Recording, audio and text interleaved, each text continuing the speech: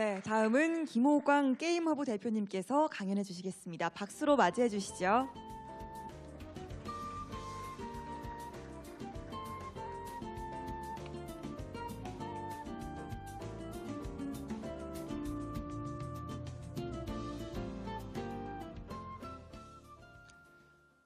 안녕하세요. 김호광이라고 합니다.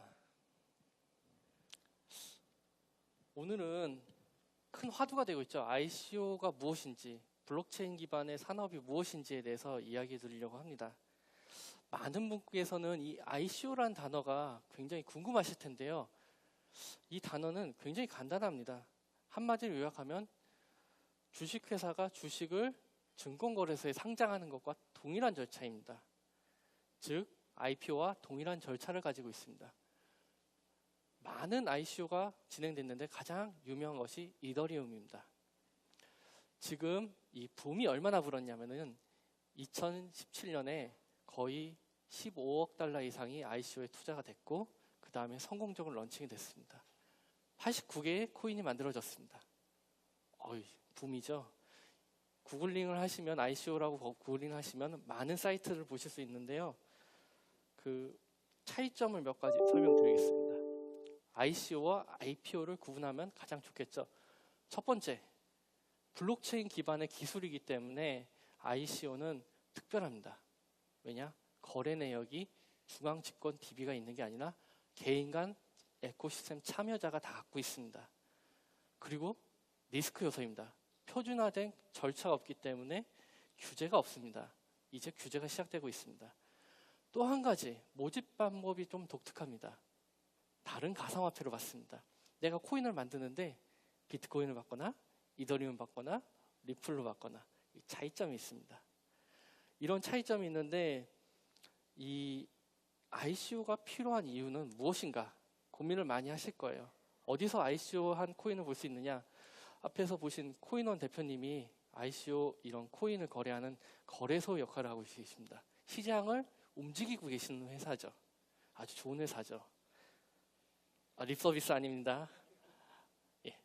그리고 저는 ICO를 정의하기에는 이렇게 정의합니다. 시장의 불균형, 그 다음에 경제의 구조의 고착화를 해결하기 위한 새로운 혁명 수단으로서 이 ICO가 가장 강력한 플랫폼이 될 수 있다는 겁니다. 그러면 한 가지 예를 들어 드리겠습니다.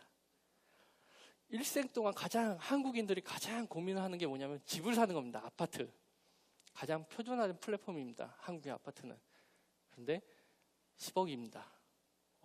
크죠? 요즘 강남 아파트 가격 매우 비싸죠? 근데 아파트에 대한 특징이 뭐냐면은 사는 사람과 파는 사람의 거래의 정보가 불균형하다는 겁니다. 굉장히 오픈되어 있지 않습니다. 옆에 무덤가가 생기던가 화장터가 생긴다던가 혹은 님비 시설이 생긴다던가 알 수가 없습니다. 비만 오면 침수된다던가 아파트 공사를 잘못해서 불량이 나서 정말 힘들다던가 많은 리스크가 있습니다. 실제로 미국에서 이제 렉스 토큰이라는 것을 만들었습니다. 이들이 만들었을 때 어떻게 했느냐? 거래 참여자들에게 이 생태계에 참여하는 사람한테 코인을 만들어 줍니다. 그리고 뭐냐면은 소셜로 평가를 해줍니다. 이 집은 괜찮아. 이 집은 매물이 이미 팔렸어. 정확한 평가에 따라서 코인은 가치가 되고 그 코인으로 주택 거래 가격에 대한 트레이드 피를 내게 됩니다. 이런 혁신을 통해서 어떻게 만들어졌냐면은 거래 수수료가 6%였습니다. 미국은 10억짜리 중에 6천만 원이죠. 결코 작은 돈이 아닙니다. 한국이 좀 저렴하죠. 수수료가 6%에서 2%로 혁신할 수 있었습니다. 이것이 ICO의 본질입니다. 거래 정보가 개인들 사이에 다 유통이 되고 평가를 왜곡할 수 없습니다. 그리고 이 거래 정보가 순수하게 정확한 정보로 순도가 높아진 겁니다. 이 거래자는 사기를 많이 쳤다. 평가 안 좋으면 그 사람은 배제가 됩니다. 이런 시장이 된 겁니다. 또 한 가지 사례로 게임 사례를 들어드리겠습니다. 저는 게임 포탈의 개발이사였고 동남아 게임 포탈과 남미의 게임 포탈의 보안을 담당했던 사람입니다. 얼마나 해킹이 많았겠습니까? 정말 힘들었습니다. 그 중국에 코인 판매하시는 분들이 일부가 그 해킹을 했던 분들이에요, 사실은. 저는 이 해킹을 막기 위해서 목숨을 걸었고 머신러닝을 배웠습니다. 업그레이드 했습니다. 요즘 딥러닝을 하게 있지만. 이들은 어떻게 했냐면은 내가 아이템을 사기 위해서는 어떻게 했냐면 한국은 간단해요. 그냥 카드로 결제하던가 아이템 거래 사이트로 가서 구매합니다. 에스크로 서비스가 잘 돼 있죠. 그러나 신용이 없는 동남아, 남미 같은 경우는 뭐냐면 라인이 가장 큰 거래 사이트입니다. 우리나라 유명한 라인이 카톡 라인이 그런 거래 사이트에 이용됩니다. 소셜미디어에서 거래를 합니다. 여기에서 문제는 사기 행위가 발생할 수 있습니다. 나는 줬다. 이 아이템은 해킹 아이템이다. 어디서 발견합니까?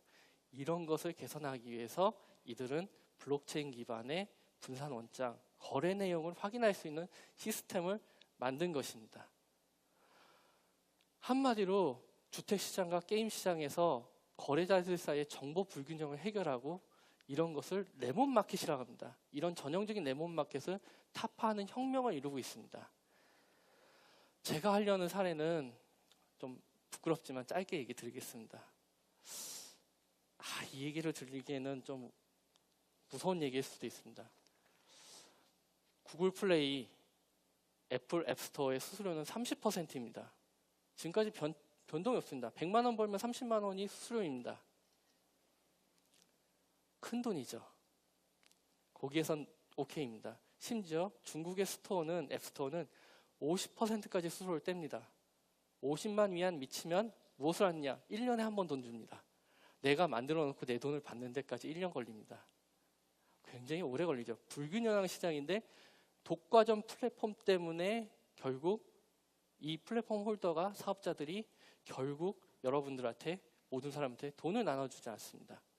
이런 시장을 개선하는 게 저의 목적입니다. 어떻게 하느냐? 간단하게 돌려볼까요? 오늘 아침 뉴스에 리니지엠 올해까지 1조 3천억 원의 수익을 올릴 것이다 라고 했습니다. 이 말을 딱 돌리면 애플과 구글은 앱스토어 마켓에서 5,400억 이상의 수수료를 징수하게 될 것입니다. 엄청나죠? 한국에서 매출입니다. 그러나 세금은 한국에서 없습니다. 그럼 본사인 미국에서 낼까요? 두 회사 다 세금은 안 냅니다. 어디냐? 아일랜드나 룩셈부르크나 세금이 싼데 돈을 갖다 넣고 그 다음에 지급 유예를 합니다. 그들은 세금의 전문가들입니다. 똑똑한 사람들이니까요. 결국 이 생태계는 굉장히 파괴적입니다. 또 한 가지 얘기를 드리겠습니다. 우리나라는 신용카드가 있어서 카드 결제가 굉장히 간단하죠. 하지만 문제가 좀 있습니다. 동남아시아나 다른 저개발 국가들은 선불카드, 선불 프리페이드 폰에다 충전을 합니다. 쓴 만큼 냅니다. 그리고 게임머니를 살 때 구매를 합니다. 한 10달러 구매를 했습니다. 플랫폼 홀더인 중간 거래상들은 이 프리페이드 회사들은 수수료를 65%까지 떼갑니다. 약탈적입니다. 바뀌지 않고 있습니다. 저희가 게임 포털 사업을 하면서 지금까지 바뀌지 않은 것입니다. 이것을 개혁해야 됩니다. 그럼 게임 회사는 뭘 먹고 살까요? 구글 플레이나 애플이 생태계에 도움을 줄까요? 제가 만든 많은 앱들이 있었지만은 앱을 만들 때 평균적으로 $1,000 정도 스토어에 광고 효과나 광고를 한 효과가 있다고 합니다. 대부분의 회사들은 효과를 못 보고 그들의 생태계에 광고만 해줄 뿐입니다.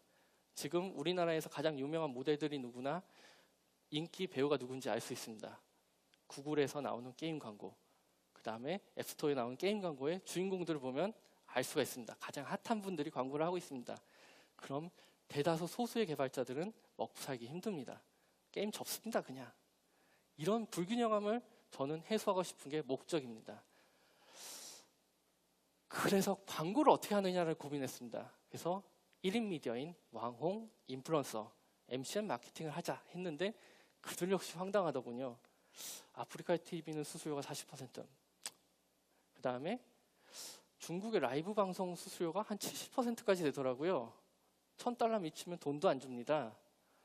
정말 약탈적인 시장입니다. 이런 불균형을 저는 해소하기 위해서 새로운 시장을 만들고자 합니다. 그것이 새로운 ICO입니다. 물론 기존의 생태계는 고착화되어 있습니다. 개선하기 힘들지만 블록체인화된 토크나이즈된 시장으로 거래 내용과 서로의 생태계를 공유하는 게 목적입니다. 정말 중요한 거 빅뉴스를 알려드릴게요. 넘어가시죠. 중국 ICO 관련한 뉴스가 가장 히트작이죠. 많은 사람들이 구구한 설이 있었습니다. 9월 4일 거의 대부분의 게임을 접어버렸습니다. 코인을 접었습니다. 13개를. 어떤 일이 발생했을까 고민을 많이 했는데요. 68개 코인이 3개월 동안 만들어졌고요. 거의 2, 3조 원의 돈이 몰렸습니다. 중국 정부가 확인해 본 결과 어떤 일이 벌어졌느냐. 24개의 회사가 정체가 불분명했고 다단계, 금융 다단계에 꼈습니다. 소비자를 보호하기 위해서 어떻게 했느냐. 정지할 수밖에 없었습니다. 그렇지만 좋은 소식을 하나 알려드릴게요. 제가 CCTV의 뉴스를 하나 듣고 그 정책 담당자에 통화를 해봤습니다. 너네는 ICO를 어떻게 생각하니? 하니까 이렇게 얘기하더라고요. 중국 정부는 맥주잔에 담긴 맥주, 블록체인은 맥주라고 생각한다. 그런데 그 위에 거품은 ICO라고 생각한다. 이 거품이 줄어들 때까지 기다리고 우리가 마실 수 있는 순간을 만끽하기 위해서 정책을 조율하고 있다. 이런 얘기를 하더라고요. 우리나라 언론에서 한 번도 나온 얘기가 아닙니다. 어제 새벽에서 다시 확인을 했고요. 크로스로. 미국 같은 경우에는 세금을 부과하지 않은 면세 조항을 했습니다. 600달러까지 수익은 면세. 반대로 하면 과세를 하겠다는 얘기입니다. 한국 역시 정책적인 규제를 금융위원회에서도 하고 있고 증권 쪽에서도 이 규제가 맞는지에 대해서 보고 있습니다. 여러 가지 ICO에 대해서 사기 행위도 많고 문제가 많습니다. 단지 제가 생각하는 것은 이렇습니다. 이 시장에 특정 카테고리의 시장의 불균형을 잡기에는 이런 블록체인 기반의 ICO가 혁신을 가져다 줄 수 있습니다. 미국인의 20%가 전기를 이용하기까지 46년이 걸렸습니다. 인터넷을 사용하기까지 7년이 걸렸습니다. 20%가. 블록체인은 지금 7, 8년밖에 되지 않은 기술입니다. 그 시장이 세상을 어떻게 바꾸고 있는지를 보셔야 됩니다. 불균형화된 주택시장을 개선하고 있고 그리고 남미에서는 토지대장을 사기치는 해킹하는 그룹들을 잡고 있습니다. 3년, 10년 얼마 안 됐습니다. 토지를 갖고 해킹을 했습니다. 토지 대장을 갖고. 나는 할아버지 때부터 이 농장을 하고 있었는데 해킹을 통해서 농장 주인을 바꾼 겁니다. 얼마나 황당합니까? 마을 사람 다 아는데 내 땅인데 우리 가족의 땅인데 뺏긴 겁니다. 분산 원장 기술의 블록체인은 이런 문제를 해결하고 있는 겁니다. 다소 문제는 있지만은 분산 원장 기술은 경제적인 플랫폼을 갖고 있는 강자들을 맞설 수 있는 기회입니다. 한국은 뛰어난 기술을 갖고 있습니다. 블록체인은 이제 시작이고 이 혁명의 핵심입니다. 작지만 여러분들이 블록체인의 ICO에 집중하시고 관심을 가지면서 좀 더 애정 깊게 바라보신다면 이 시장은 정말 한국의 미래를 바꿀 수 있을 거라 생각합니다. 감사합니다.